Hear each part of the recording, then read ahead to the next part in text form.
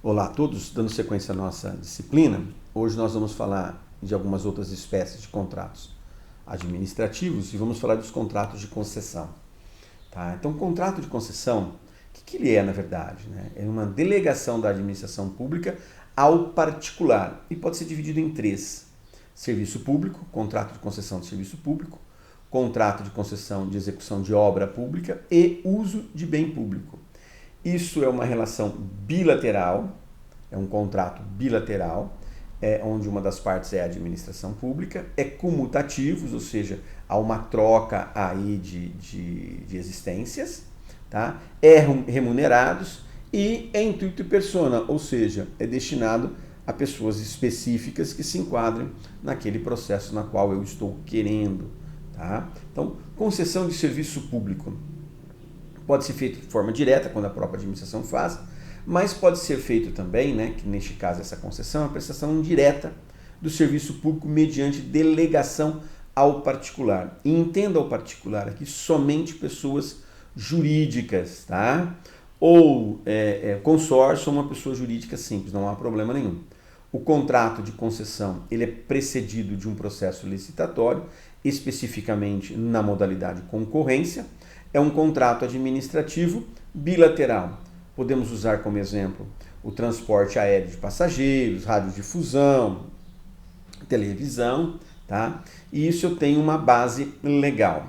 A Constituição Federal outorga esse pedido, autoriza ou concede a possibilidade de se fazer contratos, contudo mediante a uma lei que vai regulamentar. Então a base legal na Lei de Concessões é a 89/87, de 13 de fevereiro de 95, que dispõe sobre o regime de concessão e permissão da prestação de serviços públicos, previsto no artigo 175 da CF. Tá?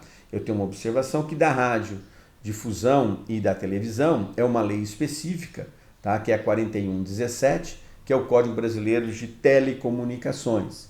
E para suas renovações, há feitos decretos, aí são feitas as suas devidas concessões e prorrogações de seus contratos. Então, para isso a gente vai trazer um conceito para vocês. Então, concessão de serviço público eu posso definir, né? Eu posso conceituar, e está lá no artigo 2º, inciso 2º da 89/87 de 95, que diz o seguinte: a delegação de sua prestação feita pelo poder concedente, esse é o termo que nós vamos ter que usar, poder concedente, qualquer um de qualquer esfera, União, Estado, Distrito Federal ou município, mediante licitação, especificamente na modalidade concorrência, a pessoa jurídica ou consórcio de pessoas que demonstre capacidade para o seu desempenho em intuito persona, né, por sua conta e risco e por prazo determinado. Né? Então, as pessoas que se enquadrarem são as pessoas que vão ser agraciadas, obviamente, depois do processo licitatório, tá bom?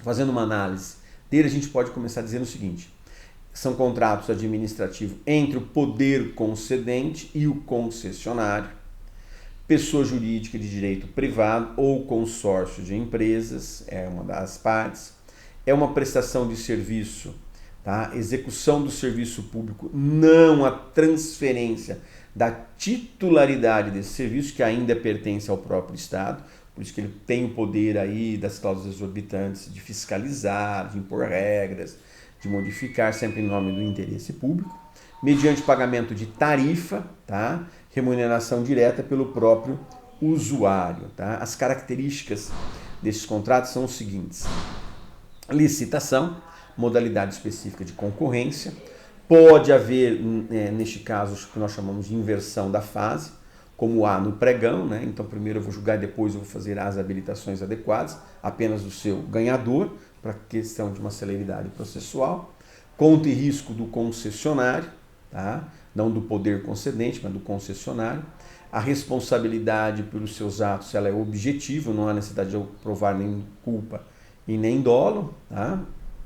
Dos terceiros ou dos seus usuários, né? Não há necessidade do terceiro nem usuário provar dolo, tá? E o Estado responde subsidiariamente, ou seja, se a empresa não tiver condições de pagar, depois ela terá condições de receber do próprio Estado. tá? Nos termos do artigo 175 da Constituição, é necessidade de uma lei específica, então somente após a lei é que se faz as concessões. Os prazos dos contratos são determinados, como a gente sabe muito bem, todos os contratos administrativos devem ter prazos determinados, curtos ou longos, mas deve haver um prazo, tá? Há uma diferenciação aqui, que eles admitem a arbitragem, neste caso, né? Há uma cobrança de tarifa do usuário, não tem natureza de tributo, e sim de preço público, tá bom? Pode haver o que nós chamamos de subconcessão, desde que o contrato permita. Então, eu vou fazer uma concessão a um e este pode subconceder, né? Então, sendo assim, desde que o contrato permita, ou seja, desde que se encontre lá no edital do processo licitatório, tá? O poder concedente, ele tem as cláusulas exorbitantes em seu favor, a necessidade de obrigação, de fiscalizar, de impor multas, de verificar se o serviço está sendo bem prestado ou não. Isso são cláusulas que pertencem ao poder concedente. Ele não pode abrir mão, pelo contrário, ele tem que não só observar, como realizar, tá? Há uma situação que eu deixei como observação para vocês aqui, que pode haver um negócio chamado intervenção, tá? Ou seja, quando é constatado pelo poder concedente a falta de adequação desta prestação desse serviço, tá? Ou por descumprimento da lei, ou descumprimento do próprio contrato, das normas do contrato, é feito um decreto, tá? Do poder concedente, que nomeia-se um interventor. Para administrar, esse interventor tem a obrigatoriedade de apresentar um relatório, tá? Dentro de 30 dias após a edição do decreto e a nomeação do seu interventor e a assumida dele, ele tem a obrigação de instaurar um processo administrativo para apurar danos. O processo administrativo, como vocês já sabem, eu tenho todas as garantias constitucionais previstas nele, ampla defesa, contraditório, devido ao processo legal, tá bom? Feito isso, eu tenho o que nós chamamos de extinção do contrato. Então, há várias possibilidades de extinção de um contrato. Pode ser por termo do contrato, ou seja, o cumprimento do contrato, acabou o prazo, deu 10 anos, 15 anos, acabou o prazo, eu tenho que fazer a entrega sem problema nenhum. Pode acontecer um negocinho que nós chamamos encampação ou resgate, tá? Aí é uma necessidade por lei, é criado através de uma lei, a encampação, quer dizer, a administração vai encampar os bens ali existentes, obrigatoriamente tem que ser feito uma lei, tá? A indenização não há lucro cessante, os nossos tribunais já entendem que não devem ser pagos chamados lucros cessantes, tá? E tem que haver necessariamente uma motivação de interesse público, não pode haver uma motivação de interesse privado. Então, há uma ligação entre o que você motivou e o resultado daquilo, tá? São os motivos determinantes do ato administrativo, aqui se aplica também, tá? A rescisão pode ser feita por caducidade, neste caso a inexecução parcial ou total do contrato, tá? Tá lá previsto no artigo 38 da referida lei, que é 89 e 87 de 95. Pode haver a rescisão por culpa do poder concedente, tá? Neste caso, para que você faça a rescisão, o concessionário obrigatoriamente tem que ajuizar uma ação, somente faz isso através do Poder Judiciário, ele ajuiza uma ação. Por se tratar de um serviço de contínua necessidade, por isso que é uma concessão de um serviço público, ele não pode ser interrompido. Então, até que se julgue e até que faça o trânsito julgado deste processo, o serviço deverá ser mantido pela concessionária, tá bom? A anulação pode acontecer a extinção por ilegalidade ou defeito do contrato, tá? Obviamente também precedido de um processo administrativo, ampla defesa, contraditório, devido ao processo legal. Pode não haver indenização, apenas pagamento das obras executadas. Não há uma indenização porque você foi rescindido, mas apenas pelo aquilo que você já fez.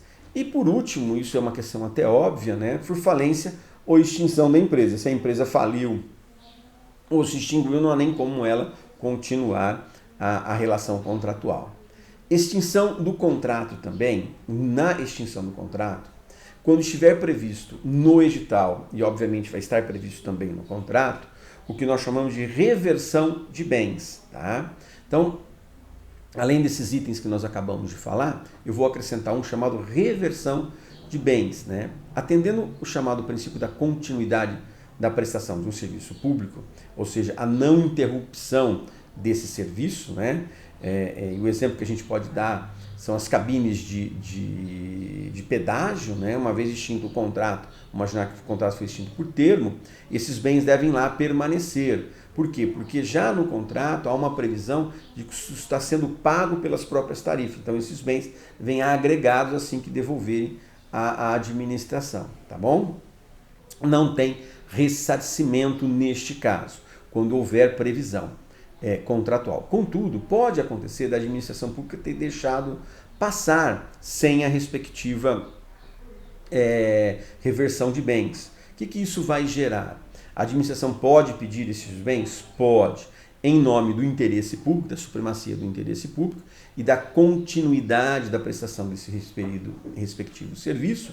A administração pode, neste caso, requerer, esses bens vão ficar, só que aí, neste caso, tem indenização, porque não foi previsto no contrato, tá bom?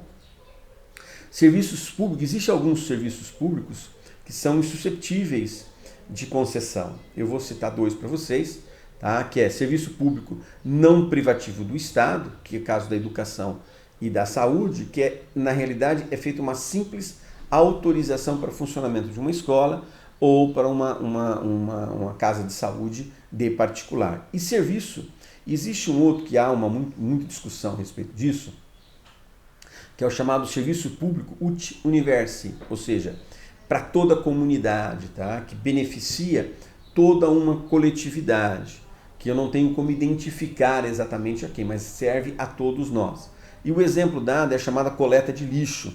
Por quê? Não há cobrança de tarifas no serviço prestado na coleta de lixo, porque eu não tenho como identificar o quanto aquela pessoa está sendo usando aquele serviço, então não tem como eu cobrar. Neste caso aí, como a responsabilidade é do Estado, ele pode até fazer um processo licitatório para a prestação de um serviço, mas ele não pode cobrar do usuário uma tarifa para cobrar, para cobrir esse serviço.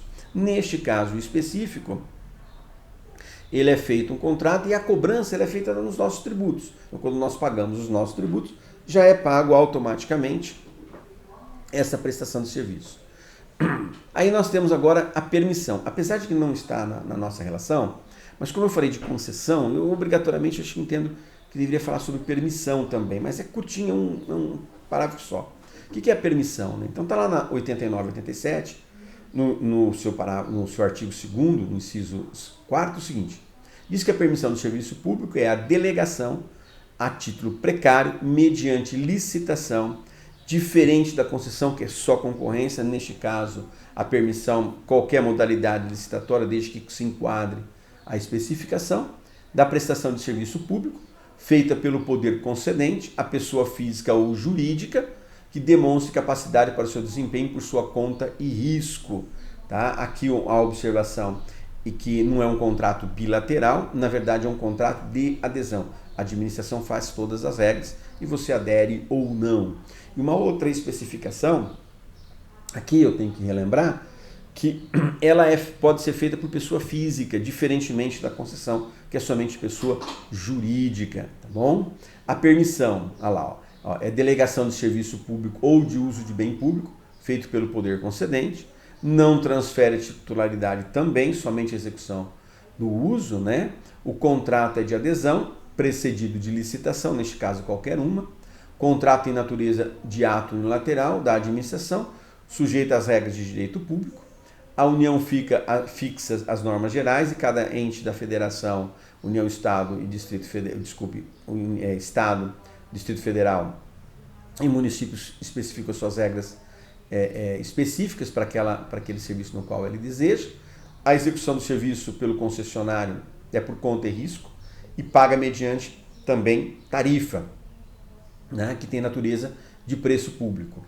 O poder concedente fixa normas de prestação de serviço ou uso do bem público, fiscaliza, impõe sanções e reajuste também essas tarifas.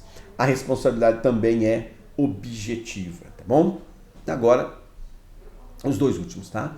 Concessão precedida de obra pública. A concessão precedida de obra pública, vou dizer para vocês que o conceito é o mesmo de concessão comum, tá? Que nós acabamos de falar. Então, eu só vou reprisar para vocês. Então, concessão de serviço público é a delegação de sua prestação feita pelo poder concedente, qualquer um dos quatro, União, Estado, Distrito Federal e Município, mediante licitação, na modalidade de concorrência, a pessoa jurídica ou consórcio de empresa que demonstre capacidade para o seu desempenho, e aí também encabe o intuito persone, tá? Por sua conta e risco, por prazo determinado, como diz todos os contratos. A diferença básica é que será precedido de uma construção para a cobrança da tarifa. Quando é só uma concessão, a concessão está feita. Quando eu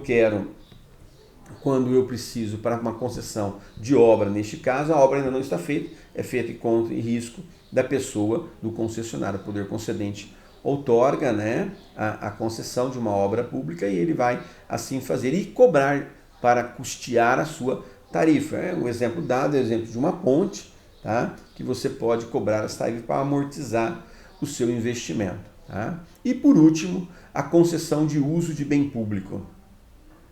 Concessão de uso pode ser definida como uma modalidade de contrato administrativo, submetido ao regime jurídico de direito público, tá? Firmado por órgão ou entidade da administração pública, cujo objetivo e uso privativo do bem público não tem caráter precário, pode ser oneroso ou gratuito e deve ser precedido de licitação, excetuadas as hipóteses legais que admitem contratação de forma direta. Então essa é a aula de hoje. Muito obrigado a todos.